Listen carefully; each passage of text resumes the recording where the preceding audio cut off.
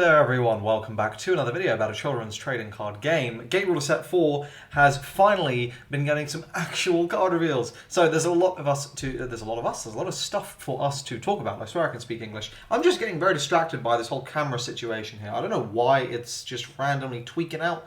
Hopefully it just stops, because like it doesn't do it for a while and then you don't give a shit. Let's just get started with the cards, because that's what you're here for. There's a bunch. We will begin with Space Elf Depp. This is blatantly Johnny Depp. So, this is a level 2 Warrior, Future Folk, and Regan Leaf. So, good attributes there. Counter is to draw and then discard. When this attacks, you may choose one martial skill event in your graveyard and DR a number of times equal to its level and play it. If you do, put it on the bottom of your deck instead of the graveyard after it resolves. Now, I'm going to treat this as intended from the tweet where they showed the card, where it's intended to be for free. But as you can see, that was blatantly missed out on the actual card. So look, if this doesn't play for free, this is an absolutely terrible card that you should under no circumstances play. If this does play for free, it's still quite bad. I think like it's just, I just don't think it's very good. Like if this was when this card enters the field, do it might be better, because then you can like Genesis it away and you put a counter back in your deck. Like, this card is just bad. And yeah, Martial Skill just does not have good stuff, and this is not going to be helping. Like, why would you give them a counter that's like, okay, draw one, discard? Like, that's not very good. It's not really plussing you. It's, this isn't like, this might be really good in the future when like every card is like super strong and then all these draw effects are like cracked, but like right now I don't think this is very good. Alice support. We finally got the last member of the A7 and we got a little support piece. So as of, if you're keeping track, people who play Alice, there is at least one more bit of support to go from the set, and that is the secret slash presumably 3-star Alice that we have yet to get. So what does this do? This is a level 1 5/2/2, so good stats, not amazing, but pretty good. We've seen how good 5 attack is. We know 2 strike is very nice. A7 and Regan Leaf, so of course, if Lucifer is going to continue to see play moving forward, this is very nice for that. And also you can play it in Regan Leaf, but you probably won't be. And it has a single, short ability text.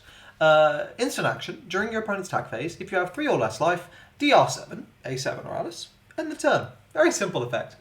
I think this is one of those things where it reads and you're like, holy shit, and then you think about it for a second and you're like, this sucks, and then you think about it for a little bit longer and you're like, oh, this is okay.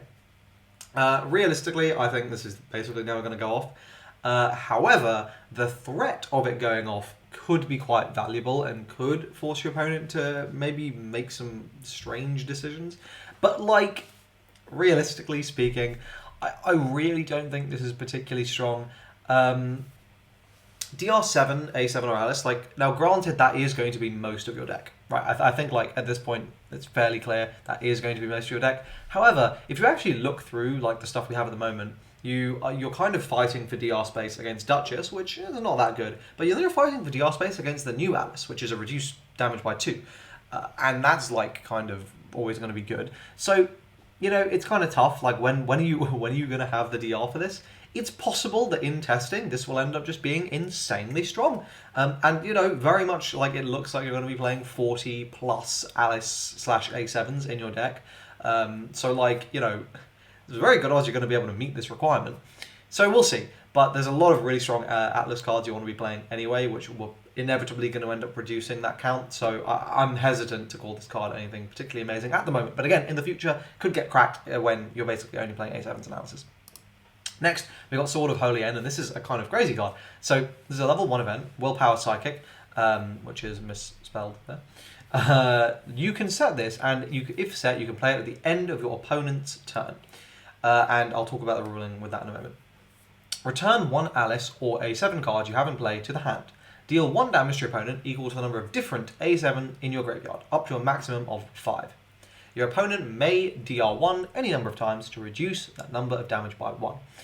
This is a card where on first read I went, this is broken, then on second read I went, this sucks, and then on third read I went, nope, this is broken. And let me explain my logic, right? So basically, on first read you go, oh my god, this is a burn 5, that's nuts. Obviously a burn 5 for 1 is completely broken. Then on the second one, you go, okay, but like your opponent, like, okay, well, it's only a burn 5 late in the game when you've gone through a whole load of stuff, so it's probably not going to be a burn 5. You have to set it to play it first, it has to last to the end of the opponent's turn, and your opponent can just DR to reduce that damage to something more manageable, so it's not that good. But then you cycle all the way back to, okay, but even if that is true, it's only a 1 cost. It's not much, investment from your end. You're bouncing something back to hand that might potentially have quite a useful on-entry effect. And even if your opponent does DR to reduce it, it seems like basically every deck in the game at this, come set 4, is going to be trying to DR for something, right? They want to use that. So this is actually really going to be taking away potentially a lot of the opponent's resources, and it's putting them in this awkward situation. Additionally, you can use more than one of these per turn, and a ruling to keep in mind is the level 3 and the level 2 Alice give all your A7s Sentinel Summon. So you can use Sword of Holy End during the end phase, and that will bounce something back to hand, and you can then use Sword of Holy End.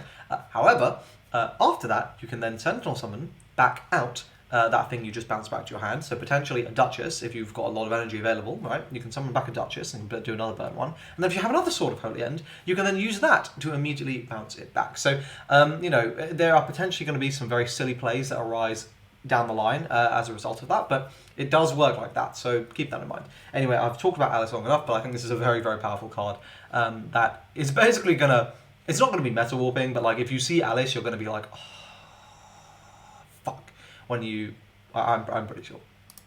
Next, Badass Buster Kong. Honestly, I'm really disappointed by this card. Spoiler. So this is a level 3 Willpower Military Zoo Brigade. It has Retaliate on a 5/3/2, which doesn't sound amazing, but it is an instant action. You can DR2 to make the next damage dealt to this 1. Okay, interesting. And then, once per turn as an instant action, you can sack an ally unit or discard a card from your hand to ready this. So we've seen how powerful that can be with Big Owl. And, on an initial read, you go, well, this is just kind of better Big Owl because, or Dangerous Owl, or whatever it's called, because this is, it's 2 strike, it's 5 attack. But important things, right? This cannot gain charge shield. This does not have breakthrough. So that's already quite bad. This instantly loses Lucifer. DR2 to make the next damage 1 is equivalent to reducing in the rules. This is like a well-known ruling. So Lucifer just hard outs this. And it's not like Lucifer is a rogue fringe card, right? So already you're losing to Lucifer. On top of that, this is a level 3. So you're not playing this in the deck that already was actually quite good for Owl, and that was Trickster. Now, yes, you can certainly build an Overlord variant, and that can definitely see some success. And I do think this will fit into that quite nicely. However, this is also a once per turn restand. So, it's not like you can go like you can with Owl. It's just once. So, yeah, on the whole, I think this is a really misleading card, and I don't think it's very good. I think it's maybe a 2 of, which you'll chuck in as a little finisher in that Overlord list. I just don't think it's very strong. Sorry, I like Zoo. I really like Zoo, so that sucks for me. Next, we got Space Royalty Aslala. This is the last legend, and I think this might be the best set of legends in the game in this set. So this is a key person or a key man and a Regan Leaf, a 2/2/0 level 1. The counter is special summon 1 Space Dragon Aslala from your deck. If you've forgotten what Space Dragon Aslala is, I will show you that momentarily. This cannot be special summoned, so you cannot Genesis this out, which is important. Standard action. Remove this from the game and special summon 1 level 2 or lower dragon from your deck. So any dragon. Okay, that's pretty good. Alternatively, once per turn, Sigron. Banish this. Special summon up to 2 Regan Leaf from your deck with a total level of 3 or less. I don't know if I need to explain why this is so insanely broken, but regardless, all variants get you into, where is it? Right. They get you into Space Dragon Aslala, okay? Which enters play, look at the top 3, and special summon something, right? And then you can ignore effect damage. And then if you're special summoning through the effect, right, you gain access to a whole host of other things that you could potentially be getting out through Sigron. Including something like Pansy, or, all this whole host of other options, right, that you have. So I don't think I need to explain that this card is absolutely cracked, and you are playing it. you are definitively playing it in any deck that is taking advantage of Space Aslala. Next, we've got Draconoid, Dreadnaught, Waka-ikazuchi. This is a Dragon Military Robotic level 2. It's a 4/4/1, so okay stats, not very good, and especially for a level 2. If this was a level 1, a lot, I'd be like, whoa, this is pretty good. But on level 2, it's not great. Has Sentinel Summoning though, so you know it's a very powerful ability. Through various different means, so you know that's good. Once per turn, it's an instant action. You choose one enemy unit of level 0 or lower and exhaust it, which is obviously not bad. And then when this attacks, you choose one enemy unit of level 0 or lower and destroy it. So I think this is quite a nice card. The problem is, you know, one, there has to be a lot of zeros running around in the meta, and two, you've got to be able to feasibly get this out. Like, you know, you've got to be having the energy to just, like, cancel summon this. And that's, you know, very doable depending on the deck and if you build around it. But it doesn't strike me as a card that I go, wow, this is cracked. It strikes me as a card that I go, seems okay. And that's just, yeah, seems okay. Nothing about this immediately makes me go, whoa, whoa, whoa, whoa. Mainly because it's only really doing stuff to level 0s, which is very restricted. Oh boy, okay. So, Atlas is so fundamentally broken at this point. This is a level 1 event. Either DR5 to choose one card your opponent has in play and send it to the graveyard. Okay, so we already have, we have sending to grave, right? Not destruction, none of that shit. This dodges whatever, like, right? Okay, okay. Or the better ability, in my opinion, DR2. Look at your opponent's hand and choose. Well, choose one from among them. Your opponent has to discard it. This is, okay, so if you're not aware why this is so nuts, and I can see why someone might think that because you draw 2 cards a turn in Gate Ruler, and like, you know, discarding, making your opponent discard only 1 is not that good, this costs energy, you're like negging yourself, you know, it's not as strong as it appears necessarily intrinsically when you apply other card game logic. However, the thing to keep in mind is in Gate Ruler, as Gate Ruler is played now, typically speaking, your opponent is going to have 1 piece of hand interaction for you. Generally speaking, on a given turn, you know, the best decks in the meta, they're going to have 1 piece of interaction from hand, right? This literally goes, snipe out that piece of interaction. And often, that 1 piece of interaction disappearing means that your opponent's entire defensive strategy crumbles. And this is the thing where, like, your opponent will have played their turn relying on that defensive piece. Like, they know, they've planned it out. They might have been playing the last few turns relying on getting that ability off, right? Like, if you snipe a Lucifer out with this, if you snipe an Embrace of Eons out of this, you snipe any of those sort of things, this is absolutely insane. DR2 is functionally free. The only real cost here is just that level 1, right? So, I mean, yeah, you can't do this turn 1, right? Like, that's the only thing. But, like, you don't want to do this turn 1. You want to do this when you're about to go for a kill turn. And you can snipe out that, you know, game-swinging piece of interaction. This is absolutely busted, broken, cracked, insane. Oh my god, this is so good. This is so good. Okay, next we've got Thunderbolt Quarterback. So this is a card that already exists in English as a promo, but it's being reprinted as a 1-star in the set. So let's then talk about the brother, Thunderbolt Fullback. So if you have the Quarterback in play, you can actually play this for 0. So that's really good. If you have the combo, this is really nice. And on top of that, it gains Defender. So obviously if you've got that, you know, double duo, well, you play this one for 2, you are drawing a card when the enters the field. It's a 5-3-1, it's not bad. And you reset, like, all stats. So, like, no stats, kind of, you know, no stat manipulation takes place while this guy's on the field. And then you have this guy who is just more aggro-y, you can play for free, and also gains Defender. I think it's a cute combo. There are also Ascendants and Superheroes, more importantly. And I think at the moment, we can't really judge how good necessarily the superheroes are. But bearing in mind, right, this is a superhero. What does that mean? Well, you can play, a hero comes, and guarantee that discount. So, always worth keeping in mind. Just as an aside, by the way, I made the last video where I said, like, oh, I'm pretty sure Heroes are going to be like tier -1. Ikeda recently went to a GP where he was playing set 4 decks, so Japanese players could get some experience and then try against them. And he said specifically the Death Shade deck he didn't manage to take a single game with, and that's fine. You know, we know he's not very good at the game. Actually, we know he's not very good at the game, so that means that deck isn't necessarily bad. However, he didn't drop a single game on superheroes, and I've seen Ikeda play. Like, the guy is not good at the game. Like, he's a game designer, he's not a game player. So, oh my god, I can't even begin to imagine how nuts that deck is going to be, but it's fine. You know, it's fine. We'll see it. We'll see it. Next, Yamada Punch. You can set this, and if set, you can play it at the end of any attack phase if your opponent has 2 or less life. This event can also be played directly from the hand. That's kind of contradictory in terms of the timings. Bit weird. I assume it means that, right, like, you can just play at the end of any attack phase. It's weirdly phrased. But anyway, burn 1, or you can banish 3 willpowers from your grave. If you do, it becomes burn 2. So obviously that can be pretty cool. And if we look through the willpowers, there's like a few, but nothing like, there's a few, but nothing super amazing. Like, I will say, cheers being a willpower is pretty cool. But though, obviously, like, the decks you're playing cheers in, probably I'm going to be playing willpower. But looking through this, like, none of it, like, really, I mean, obviously, the dimension laminate's cracked, you're playing that anyway, so, there are options. I just don't think it's particularly good, and you're probably not really getting great use out of it. This card, on the other hand, is wild. So, Dark Knight Rophuel, Rophuel? Warrior, Betrayer, Darkness, level 1, 5, 4, 3, big! He's just strong for no reason, has Dormant, but for DR1 Dark Knight, you can then attack with it. And, guys, Dark Knight got it in, we'll just revive this. You're going to be playing, like, at least 12 Dark Knights that are good. In any deck that you want to be playing, right? Like, you play 4 of this, you play 4 Got It In, and you play 4 copies of the DR2 to reduce 2 damage, right? Like, that's easy, super easy, you play this, right? Which means you're basically always going to have the DR1 for this, right? Like, it's a really easy cost to pay.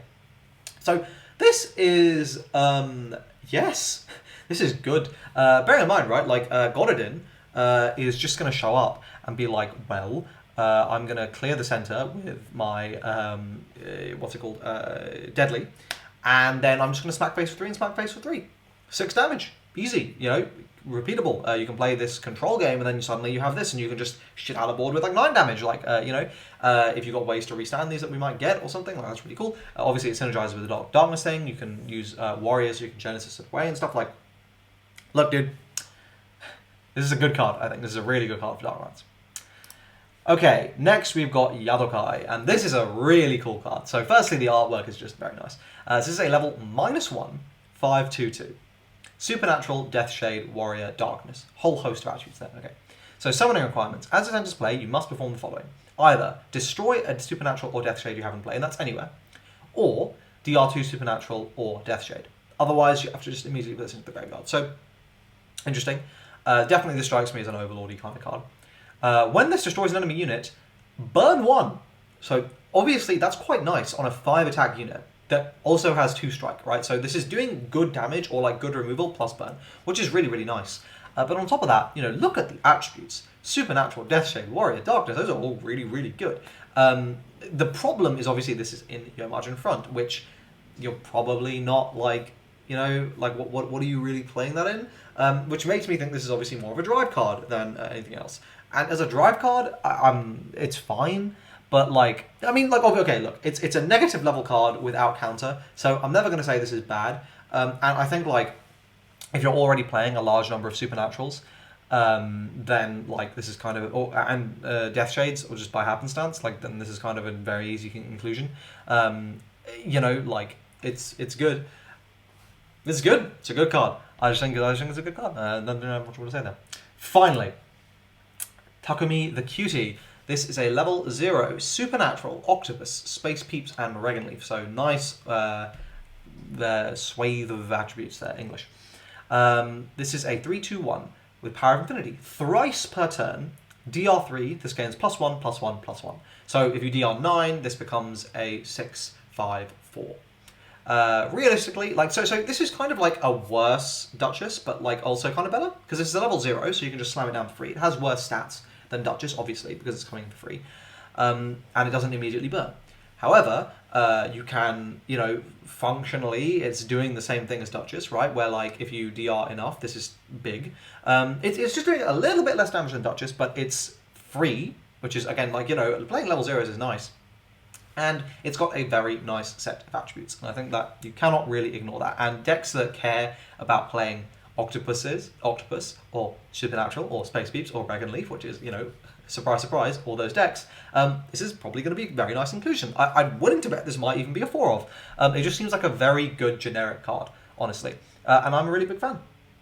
So, there we go. That's it for this large dump of card reveals. I hope you guys enjoyed this video. Let me know your thoughts on any of the cards in the comment section down below. Join my Discord server, that sort of stuff. We are closing in very quickly on set 4 releasing. I believe it's a week as of the time of this video going up till it drops in Japan, and we'll have the full set list. So yeah, as I say, you can look forward to a reaction stream, I guess, where I'll just go over the last few cards. That'll probably be the next video I make. But yeah, let me know what you think, and I'll see you guys then. Cheers.